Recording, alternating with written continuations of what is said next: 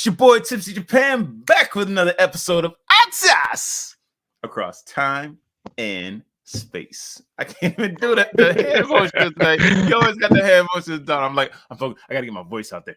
I can't mess up for the people. I'm joined by my co-host over here on CrossXCulture. I'm allowing him to introduce himself as I get the music popping. Go ahead, hit it off. All right. No.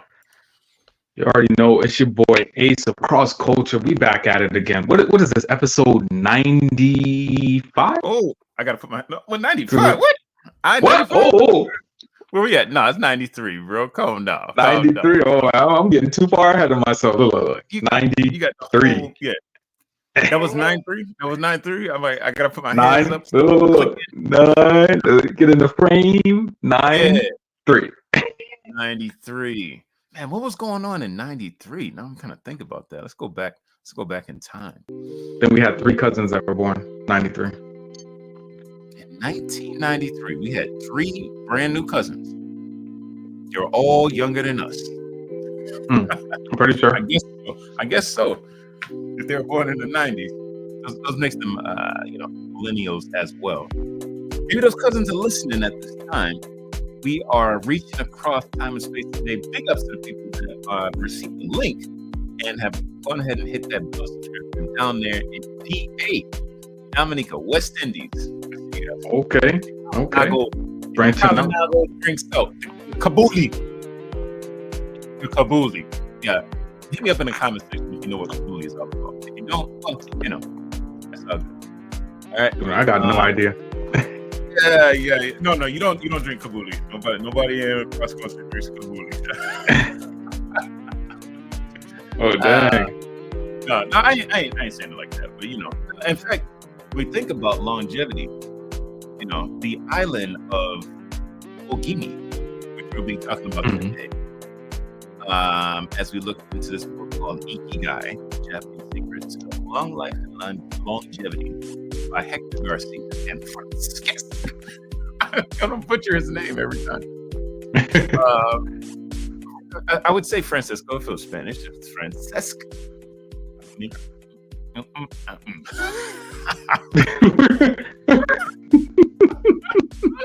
Chill.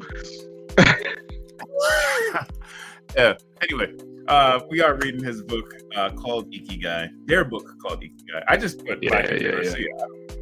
Nah. See, how you gonna do that? You gonna give the top billing and that's it? That's crazy. He has his name at the beginning of the book for a reason, right? He has support. All right. Yeah. Good. All right. But the main author is Hector Garcia, and they're mainly looking at the island of Ogimi in Okinawa today. Because there are a lot of centenarians. That's another word I decided to aim for properly.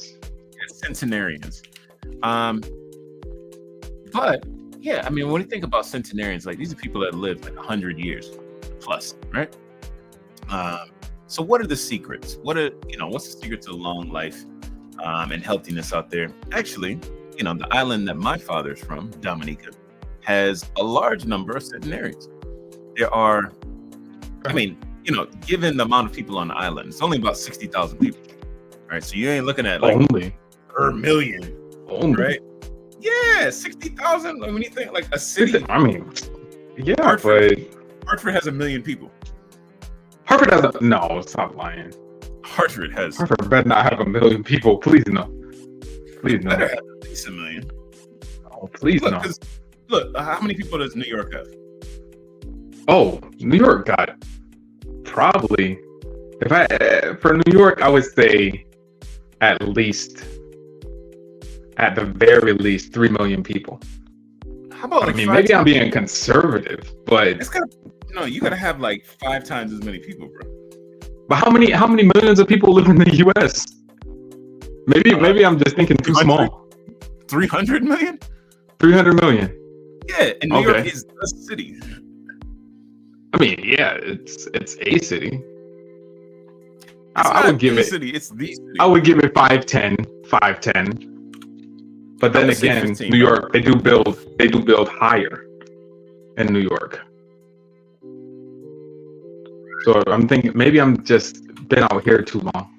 I'm thinking like, oh, you can only have so many floors. I'm thinking, well, actually, yeah. All right. Well, the actual number is 8.2. 8.2. Okay, so I say 510. Million. So you're gonna be saying that's safe. That's safe. But look up Hartford now. It's New York City. Now you want to know Hartford. So that's not the state. All right. That's not the state. That's just New York City. Dang. Yeah. Bro, it's too many people in there. Exactly. Yo. And of course, they building up, right? Yeah. Like, you ain't got people like living underground, nothing, but there's not like this sprawl. It's just a large concentration of people in a small space. Now, Hartford, Connecticut, all right, where it all got started. Yeah. How many people live in Hartford currently? What's your number? Make your phone number. I want to know how many people live. I ain't giving out my phone number. Okay. I'm gonna say 3.5. 3.5 million. And just Hartford. I'm gonna go 2 in just Hartford. 2 million? We're over 1 million people now. Before you were saying like, yeah, but then I got the scope of New York. So this is just Hartford, the city, not Hartford County, the city, Hartford, Connecticut, the capital. Yeah, I gotta go less than 1. Then. You going back less than 1 now? Less than 1. Is it just the city of Hartford? Not including East Hartford, West Hartford, and all that. Yeah, I gotta say under 1. No, including East and West. That's all Hartford. Include East and West, but they're different cities. Is it really? Yes. Trust me. Okay.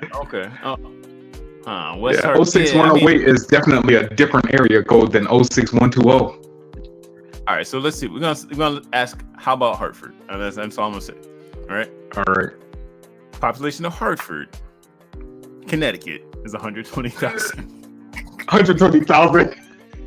Yeah. You said 1 million. Oh man. I guess. Hold on. How about Greater Hartford? Greater Hartford is what I was thinking. Hartford County. Yeah, Hartford County. So essentially, okay, there it is. The population of Greater Hartford is approximately 1.023 million people. Okay. Right? That's the thing is, I was thinking of Hartford as Greater Hartford, including East Hartford, West Hartford. But that's why I asked specifically. Is it just the city of Hartford? Specifically, or right? Is it? Right. That's the thing. Like, a lot of people live in the burbs. You don't have people living in downtown Hartford like that, No, not anymore anyway. There used to be some apartments down there. Now, because we're talking about longevity and life, all right, what's the average lifespan of somebody in Hartford? In Hartford? Hartford citizens' average lifespan. Oh gosh, average lifespan. Hartford. Hot take. I'm gonna say. Now, folks, 65. As he's thinking about that, all right, now you got 65. Yeah, you got a number. All right, as he's thinking about that, I want you to, write down what you think. All right, whatever comment section, whatever thing that you're listening to live on this show, today's show, I'd like you to go ahead and hit the comment section and say, before looking it up, don't go on Wikipedia first. All right, I hope you're not looking at Wikipedia. Yeah, don't go asking ChatGPT first, asking G. I ain't gonna say his name because then he's like, "Oh yeah, what? Oh, you talking to me? You talking to me, right?" You're not supposed to say. You're supposed to say Gemini. Oh, Gemini. Okay. Gemini's on one phone. Man, I must sound like a drug dealer. Gemini's on this one. You got a burner? Google's on this one, right? Yeah. Oh gosh. The colors, Duke. The colors. All right, but look. Put it down in the comment section. How many people live in your hometown? All right. How many people live in your hometown? How many people live in your hometown? All right.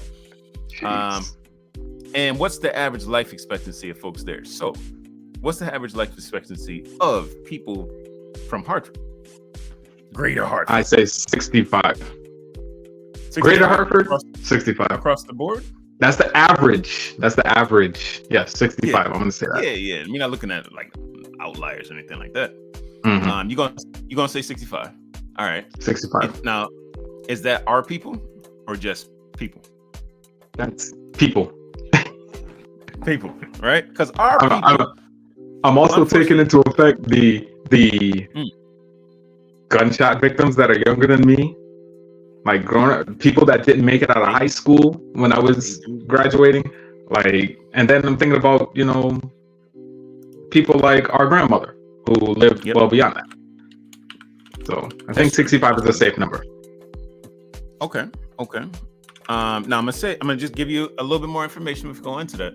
The average life expectancy of American men is 77.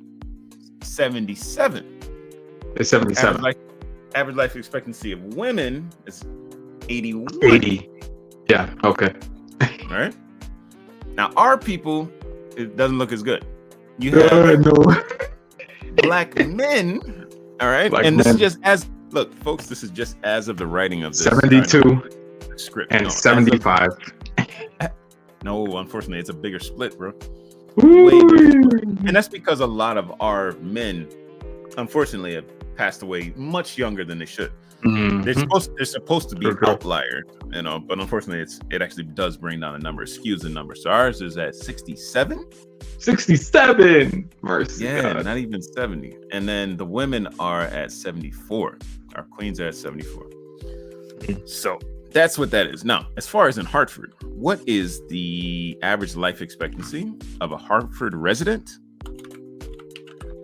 Your number is? 65. I must say. Okay. Double down. 65 for both, right? Oh, 65? 65 as the average lifespan. I'm not gonna split it. Just gonna wait, hold on. So you saying that on average, Hartford residents live 10 years younger, or 10 years less, shorter, fewer years than the average American.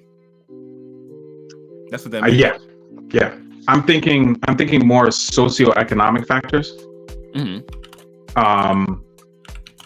There's a lot of junk food that's prevalent, you know, a lot of, you know, that type of stuff. Not a lot of access to ready healthcare and early detection and all of those things. Yeah. So, I mean, it's because when you think of the whole country, you also have to think about things like the Hamptons and, you know, people in the burbs that have access to a lot more, you know, have Whole Foods in their neighborhood and, you know, have early detection as a thing for them. But you also have to think about the genetic makeup, or not the genetic makeup, the demographic makeup of Hartford, and that it's mostly Hispanic and Black who tend not to believe in mental health awareness, who tend not to believe in early detection, and soul food is a thing. I mean, it does make you smile, you know. Soul food. Oh yeah. It feels good going down, but taking it feels good years going off. down. Taking years off. I hope not. All right, here are the facts. The average life expectancy in Hartford, Connecticut, varies significantly by neighborhood. In general. Oh, gosh. Well, hold on. I'll give you the facts. These are the facts. The overall life expectancy of Hartford residents is around 76 years. Okay. All right. Okay. I'm glad that I'm wrong. However, there are notable disparities within the city.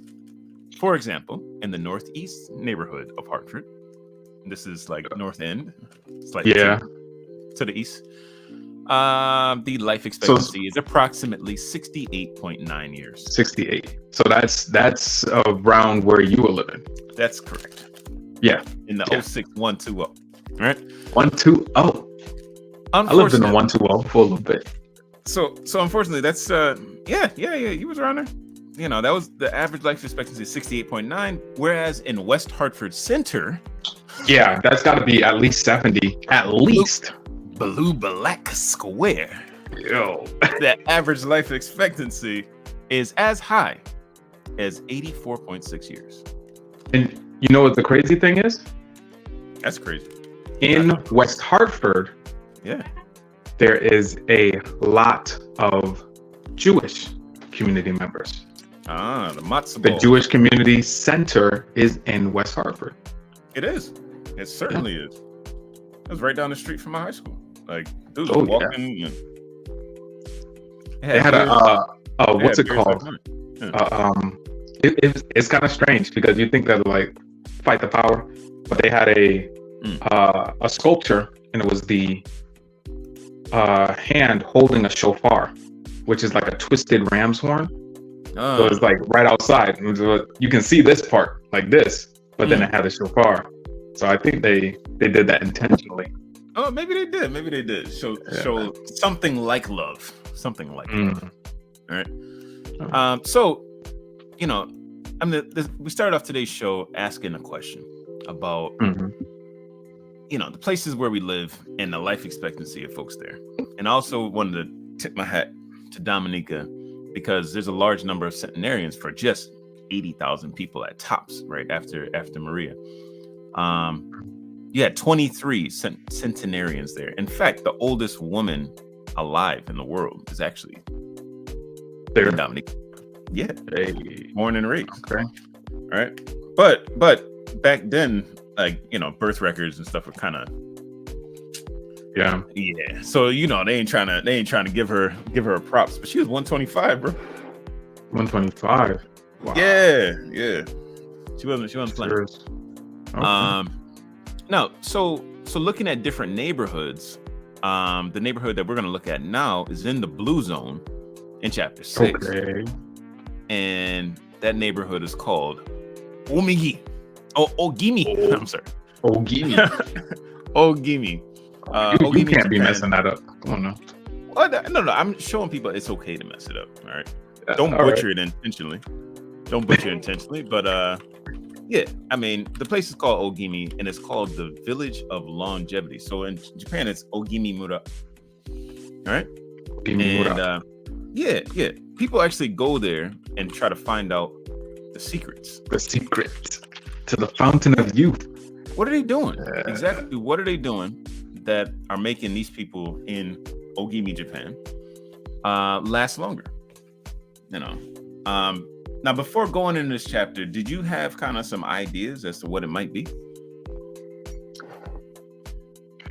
No, not really. I mean, I want to say some idea. I mean, the name of the book, you know, we know that it's going to be somewhere in Japan that has, quote, quote, the secret, that has that longevity that's going on. But I didn't know that it was going to be as simple as it's been thus far. There's a lot of practical stuff in this book, how to have a longer life, and not just a longer life, but a longer life of quality, a longer, happier life. Yeah. Yes. So one of the things that they mentioned, I mean, like, I want to go through some of these like tips and tricks that they mentioned. One of the things that the guy said was greeting people, saying hello and saying goodbye, you know, and going back home and spending time with friends. Let's focus on that greeting people. How do Black men Hey yo!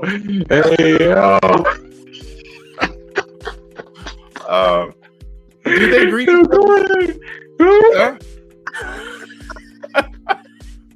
Hold up. I mean, I just want to for the culture.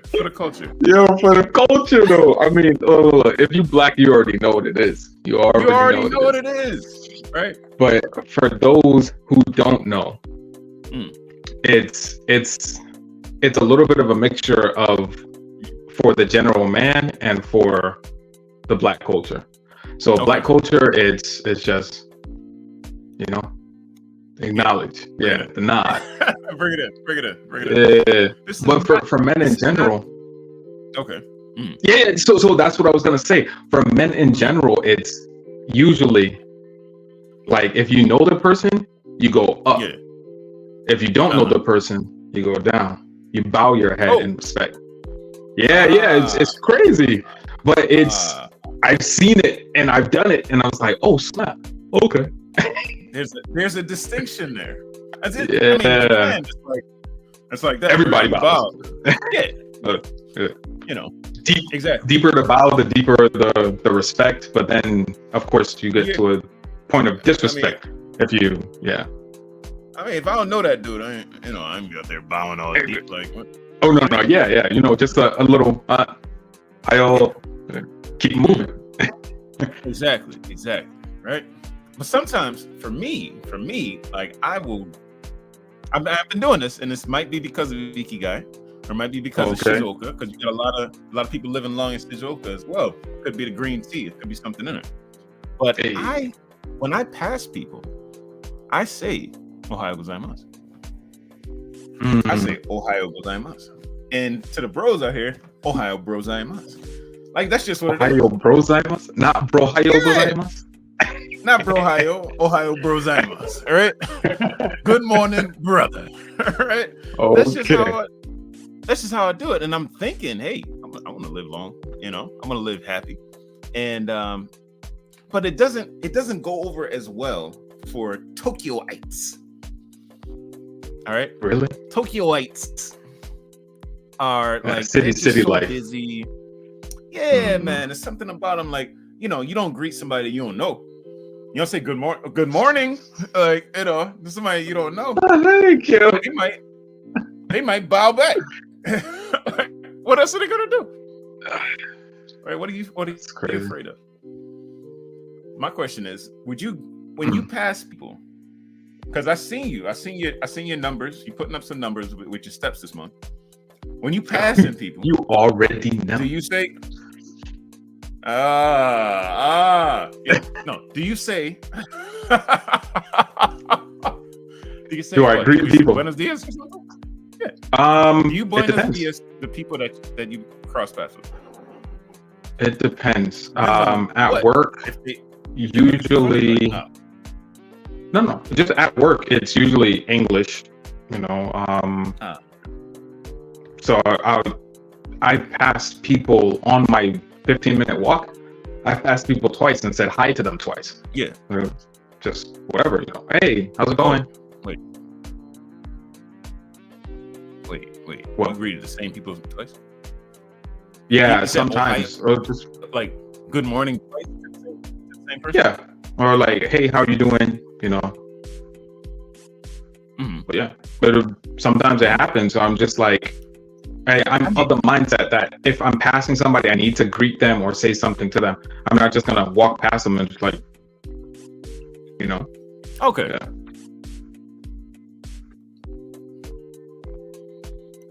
Oh. Okay. I was experiencing a little technical difficulty. You know what happened? I was taking a glance over at the Instagram side. Make sure everybody was good over there. They're like, oh, slow down. All right. Yes, everything's good, folks. Good morning. Ohayo gozaimasu. I got folks joining. If you join us in the comment section, go ahead and say good morning or good evening. All right. Today's description or good night. Japanese. Where you at? Why not say good night from wherever you are in the world? All right. So you do greet the people that you pass when you're jogging. I'm not jogging, but yes, I'm walking. And if I'm in the neighborhoods, then usually I'll say like Ohio. Bueno. I'll just say bueno. Yes. Yeah. Bueno. Was that like good? Bueno. Good. Yeah. So instead of saying like good, buenos dias, buenas tardes, buenas noches, you just one. It's like greetings instead of a specific greeting. Okay. Now, is that something that you would do back home in Hartford? Or yeah, the eastern part, western part? Would you do that in CT? Yeah. And I got people looking at me crazy. Would it be reciprocated? Oh, okay. Not all the time. So you were okay with people looking at you. Yeah. It is not necessarily reciprocated. It is what it is, right? But you okay with giving a greeting first, regardless of whatever stance they're in? Yeah. What's the because reason? I mean, most people walking around, mean mugging or what have you, but I feel like everybody deserves that common courtesy. That's just a given for respect. So it's, hey, how you doing? And then sometimes you see their face like loosen up, like, oh, snap. And I'll make sure, like, if anyone is to ever say, I'm not doing well, then I'll be like, oh, let me stop. Let me actually talk to you. But usually people are like, oh, yeah, I'm doing all right. How are you? Oh, I'm doing fine. Good to hear that you're all right. But yeah. Do you feel that your peers do the same? Well, hold on. When I say peers, let me make sure I define that, because you might be thinking people my own age, my level. Yeah, people on my level would do that, but ain't that everybody on my level, son? Dang, chill out. All of that. I read all of that. He's like, I was over here just pouring water. Like, you reading too much into it. Nah, bro. No, you were writing on the temple floor. Like, oh shit. All right. I'm gonna cast the first stone. He didn't even respond at first. Dudes didn't even respond at first, man. I was like, oh man. All right, so I would say people in your average age group.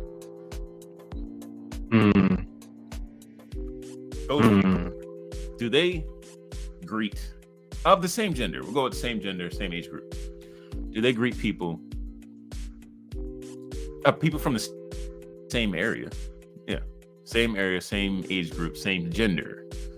Do they greet people that they meet, but they just pass with, or nah? I don't think so. That's what your face is saying. Go ahead, tell the people on the podcast.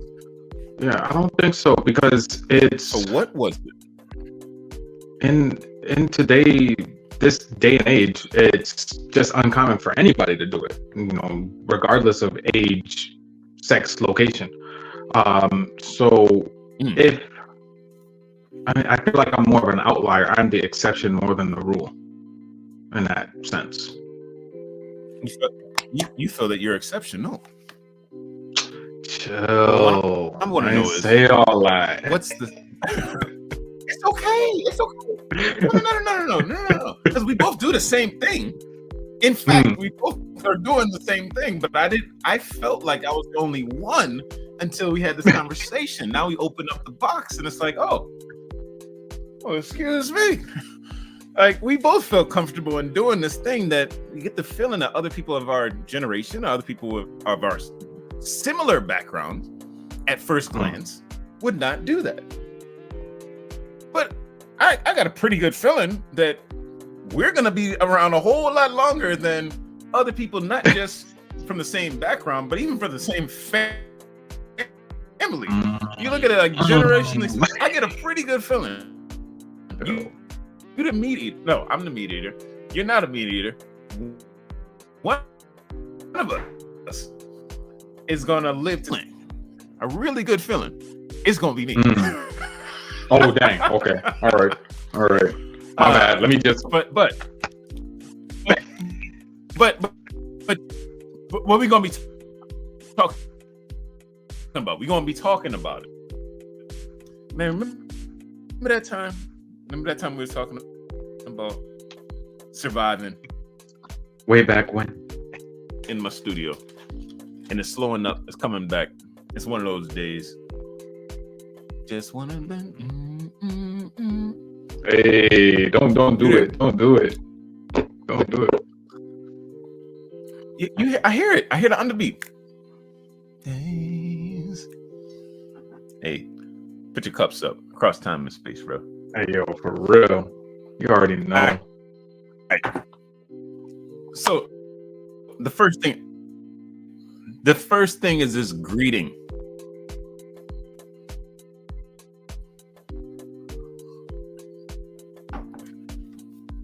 My question is about this greeting thing. At what point did you feel that you start to feel comfortable with greeting people that you don't know?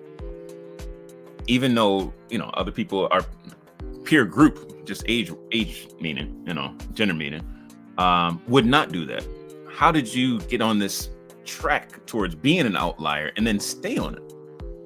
Was it the action itself? Was it internally motivated at first? Was it externally motivated? Did someone say, hey, you probably should? Because we read in a book that's saying you should, and you will live longer if you do. How do we get there? I would say freshman year of college, is definitely a marked, maybe I did it before that, but there's definitely a marked increase freshman year of college because I was doing what's called call porter ministry. And that is going door to door and selling books.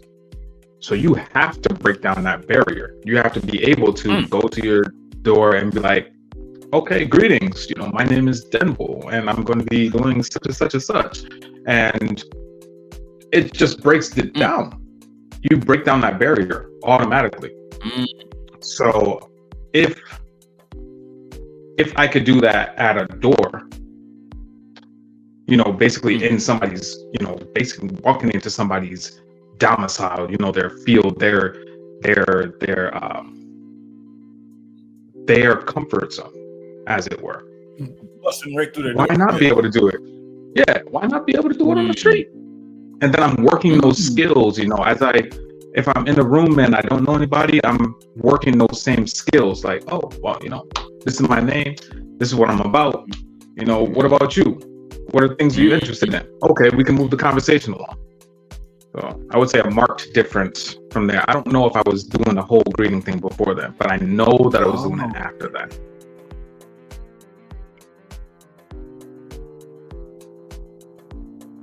It was part of your education then. That's part of your education. Oh, it was a job. Okay. So I can say that it was part of. It was a job. Okay. Well, that's the thing. Like jobs will put you out of your comfort zone when you're trying to make this money, right? This is what they ask you to do. So you go and do it, and you feel like you have a license to do it. This is my title, so this is what I do, right? Yeah. That's interesting. That's interesting that you said that, and I can see some similarities in jobs that I've done. One being like this not a counselor. I was working at a credit card company. I had to make the call. Okay. You didn't pay your bill. Those calls. Let's say, woo, they didn't want to talk to me, right? Yeah. But you just get so used to talking to hundreds of people that don't want to talk to you. Just kind of get used to it. It's okay. You could cuss. You're gonna cuss me up. That's on you. Just like Google said, that's talking more about you than it's talking about my abilities. So I was like, oh, I'm sorry, Google. Can't pay your bill with curses. I'm sorry. Exactly. Right.